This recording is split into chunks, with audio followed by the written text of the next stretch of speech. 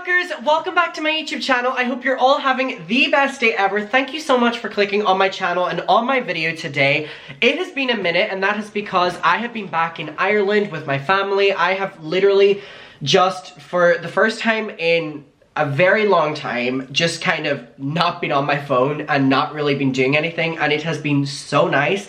I am now back in Brighton. I am back to my normal routine. I want to start off the video though by saying that I wish that you all, if you celebrate, had a really good festive period, whatever that is that you're celebrating, or if it's not, if you were with family, if you were with loved ones, if you were by yourself, that you had a nice kind of recharging period. We are still in that right now. I kind of equate the time between honestly, Christmas week and then up until New Year's Eve as just kind of this little jumble period where nothing really should be expected of anybody. So I feel that we're currently in that, and I hope you feel that. I know a lot of people are off work. I know a lot of people are just chilling. This is downtime for a lot of people, so I hope you're feeling that. And also, happy Christmas to those who celebrate, and we are approaching the end of the year, which is terrifying. But let me know down below if you have any New Year's Eve plans, because I love, first of all, I'm a nosy person, who would have guessed?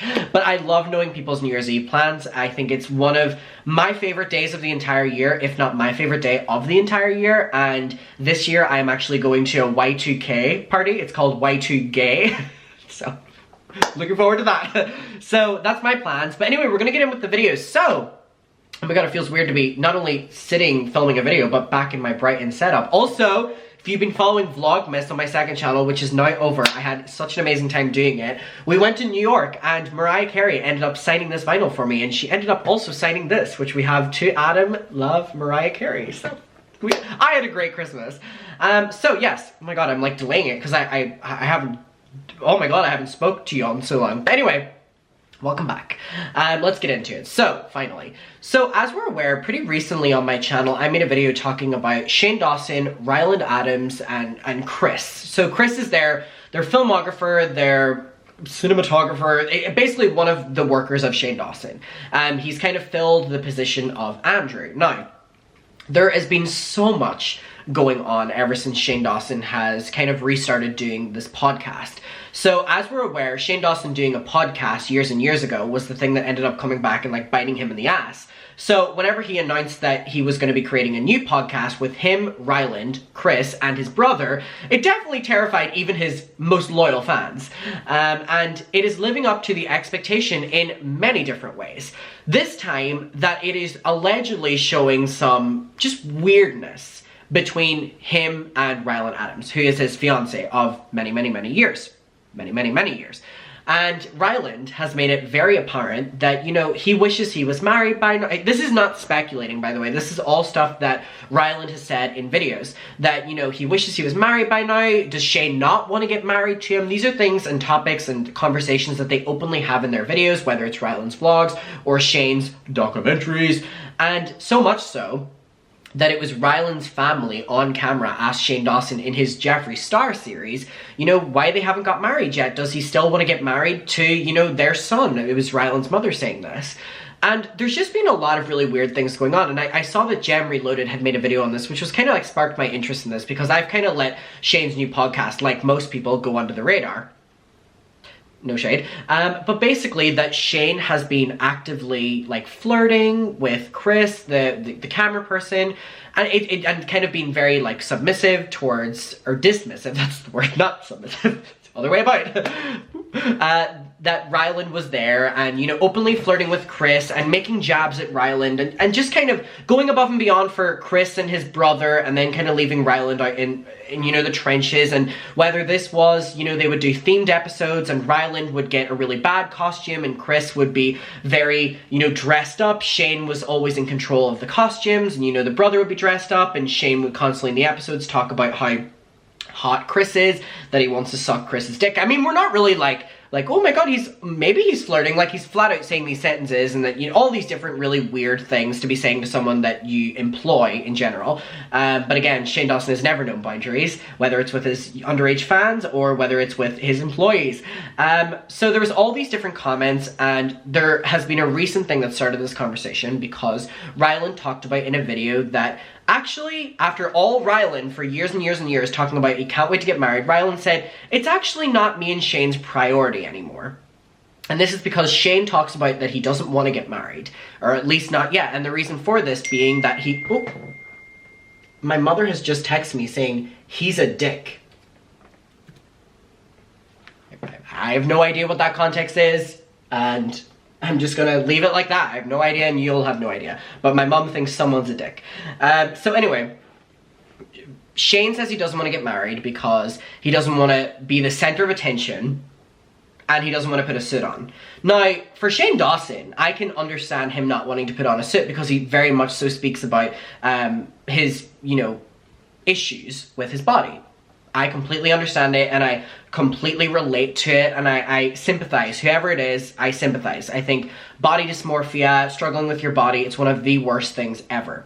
However, Shane focuses a lot on the fact that he doesn't want to get married to Ryland because it's not that big of a priority and he doesn't want to be the center of attention. Which is ironic because in every piece of content Shane Dawson puts out, even if it's centered around another person like Jeffree Star, Shane will always make himself the center of attention. He makes himself the center of attention in his podcast. He makes himself the center of attention if he does a series with Jeffree, if he does collabs with people, if he does... Like, this is someone who is a YouTuber. And as a YouTubers have a lot of narcissism to them, and coming from a YouTuber, because if you don't, you're not going to be good at what you do, because you have to believe in yourself more than anyone else believes in you, because you're doing what a lot of people on this platform do. You're not special, I'm not special, Shane's not special.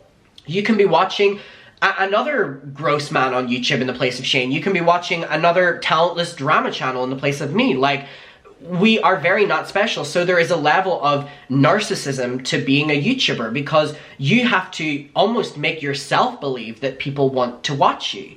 And so Shane saying that a reason he doesn't want to get married to his longtime fiance is not being the center of attention does not make sense.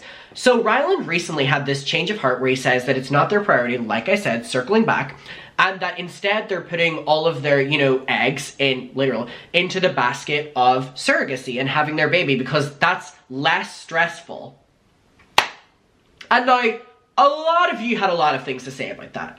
So, between Shane openly flirting with Chris on camera and being very dismissive of Ryland, to borderline just making fun of and bullying Ryland. I'm not going to speak much on that because each relationship has their own dynamics, but, I mean, I'm watching very uncomfortable content, to basically that they deem a baby as less of an intense task than organizing a wedding. Now, I wrote to the muckers, and the muckers responded, basically being like, following on the discussion surrounding Shane Dawson and Ryland Adams, with Ryland stating Shane and him will no longer be prioritizing marriage after Ryland and his family have made it very clear that that was a main priority. Like, if you know Ryland Adams, this was the main thing. And I completely get it, like, being engaged to your fiance for that amount of time. And it's so weird because at the same state, my main issue with this, by the way, is the full thing with the baby. That's what I'm with most, and also that it seems that Shane has led on Ryland. Now, me personally, whenever I get a partner, if ever, I will make it very clear that I like the idea of getting engaged, but I don't really like the idea of getting married. There's a lot of things to marriage that isn't getting engaged. However, it's very apparent that Ryland and Shane have not had that conversation. I think that's very important to have that conversation before you even start thinking about that. Because you both need to be on the same page. And it's very apparent that Ryland's not on the same page as Shane, or Shane's not on the same page as Ryland. And I'm never, ever been a Ryland Adams fan, or a rooter. But I really feel bad for him in this because it seems a very one-sided relationship from what the public are being shown at this public relationship. So, instead prioritizing children as that's less stressful. So that's my main issue.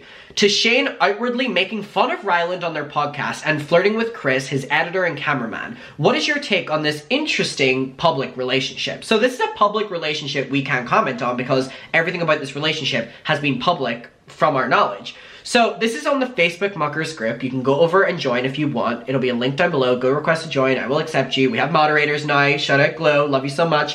So it's running a lot more smoothly over there now. A lot more smoothly. There's a couple problems, but it's a lot more smooth over there. So we have Shawnee saying, Is he joking? I don't get it. Kids are not less stressful. As someone with a toddler and also planning a wedding, I can tell you planning this wedding so far has been a walk in the park. And Casey said, I honestly think that Shane is only with Ryland because breaking up with Ryland will put him right back in the spotlight, which he doesn't want to be in. And I really hope that they don't, you know, go with the idea that a child is less stressful than a marriage because it is the complete opposite and they're in for the wrong idea. So Laura said they shouldn't be bringing kids into this necessarily if they haven't figured it out between them where they lie. And I think that that is actually a respectable opinion on this. Like, it's not dissing on them, it's not shading them, it's not whatever, it's focus on what the relationship is before the children. Before the children. Like, that's the bare minimum, especially if you're gonna turn into like a Trisha Paytas on YouTube. Next video is gonna be about that, by the way. Stay tuned. I think that's really, really, really important. So, CJ Nixon said, the more I see discourse around their relationship, the more I think every aspect is perfectly curated to improve Shane's image. Getting cancelled because of what, you know, I said in the video, which was what Shane allegedly did to a cat. That was when they got engaged the next day, and the media went from Shane Dawson allegedly did this to a cat to Shane Dawson and Ryland Adam have got engaged. Now, the ring allegedly didn't even fit, and it was like, seemed like a very, down on both knees, it seemed like a way to get out of that controversy with the cat. And I feel bad for Ryland that every milestone in the relationship has seemingly been when Shane has been in hot water. And this person, CJ Nixon, is agreeing with it. Getting cancelled over everything you've ever done to discriminate against marginalized communities, then you start talking about your wedding plans. Make sure everyone is speculating that you've maybe got secretly married whenever you were in the scandal with Jeffrey, which was something that happened that we also engaged in. People are still talking about you having, you know, weird relationships with, you know, younger people. Raise your own to show them that you're not weird around younger people. Shane has done conspiracy theories on news stories that have been, you know, covering up corruption, and it seems that that's what's happening here. And, you know, they're basically saying that if Shane's very aware of companies doing this, why couldn't he do that in his own professional life? Which is actually a really interesting point, and it's now like Shane Dawson is in the conspiracy theories that he blasted celebrities on. You know, whenever he would talk all these conspiracy theories about these celebrities that had no merit, now people are doing it about him. So, you know, what goes around comes around, I guess. So that's also a very interesting point. I just don't think that Ryland is in on it. He might have an idea, but just won't say anything because he probably also likes the money. I just wonder what it's like behind closed doors. Marissa said, yes. Of course, planning a wedding is so much more stressful than raising a human being for the rest of your life. It shocks me there's people who still kind of enjoy these conversations that Shane and Ryland put out to their followers. With that being said, their relationship seems like it's being held together by a piece of floss, allegedly. Just talking about what they're showing us here. There's nothing there from what they're showing us here. I'm not saying a couple has to constantly be affectionate online to prove they're in love with each other, but it's just very interesting. And I think this is following on from Shane outwardly flirting with Chris and talking about Chris's dick on their podcast. And I just want to know how Ryland feels in all this. Alright, okay. Nicole said, so on one hand, that doesn't surprise me, but the fact that Shane can't keep his disdain for Ryland hidden while they're engaged does not bode well for them, you know, co-parenting a child in the future with how their relationship will possibly go.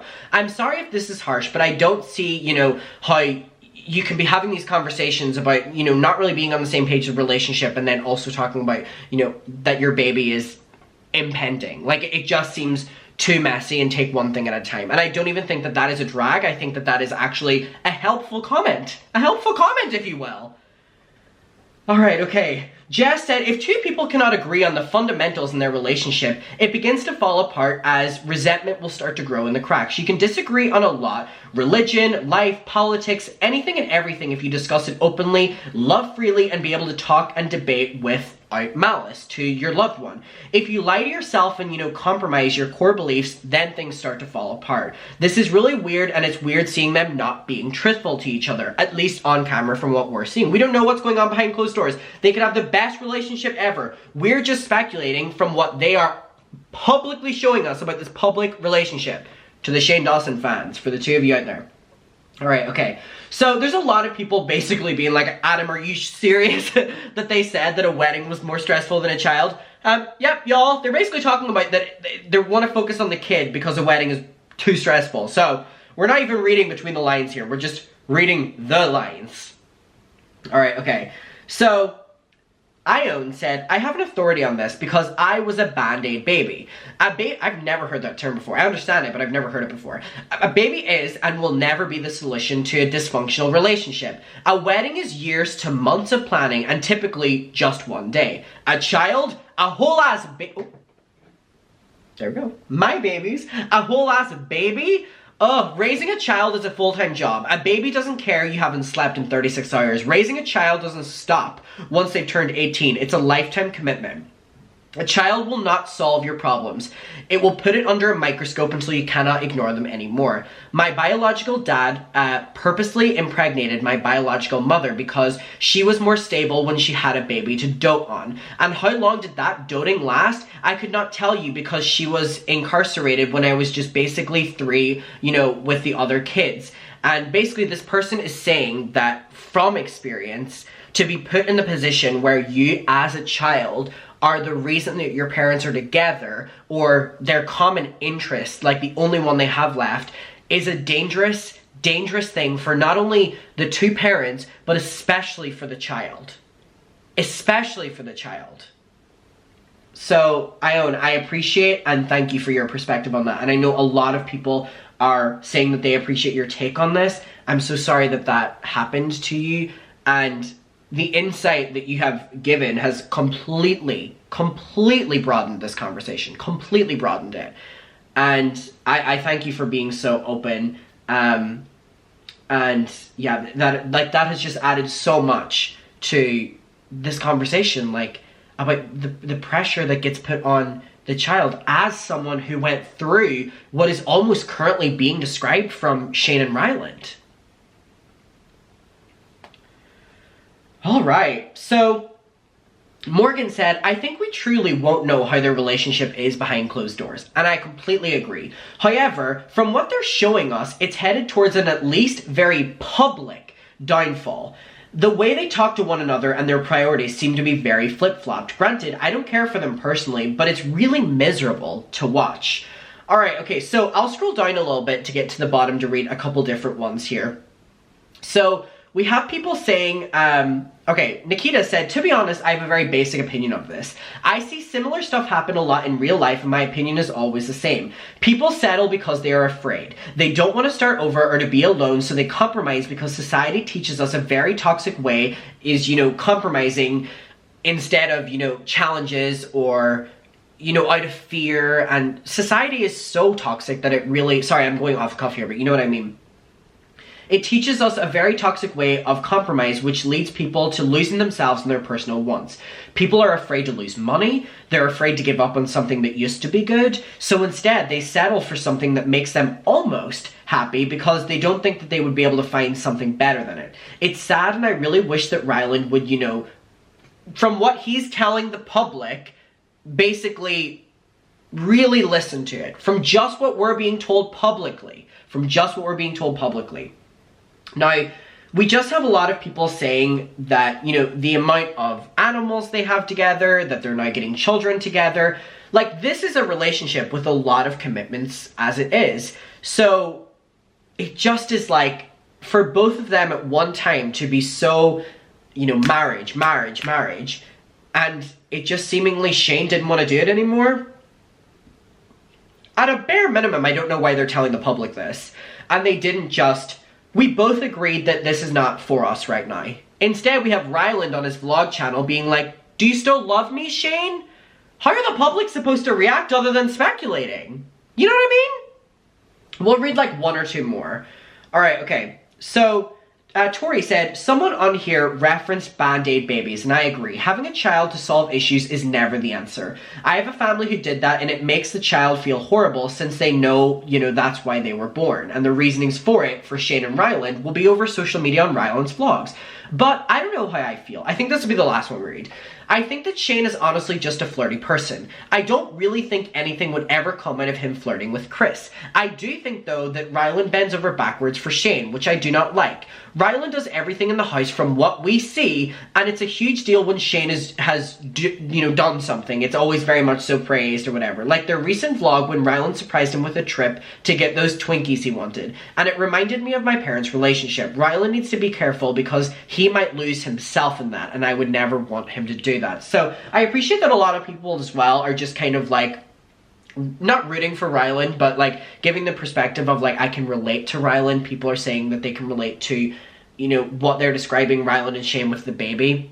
I think this is a really interesting conversation about relationships, and relationships will be speculated about whenever they're not only just public, but whenever the public are being fed two very different narratives from the two people in the relationship. Everything about their relationship they both make public.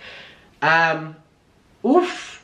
It's an interesting one. I really appreciate everyone who was opening up about their own lives and how this relates to it. I just think it elevates the conversation so much to like perspective, if you get me. Muckers, I love you. I've missed you. I hope you again had a really good festive period. I'm glad to be back, and I will see you in my next one. Bye. Mwah.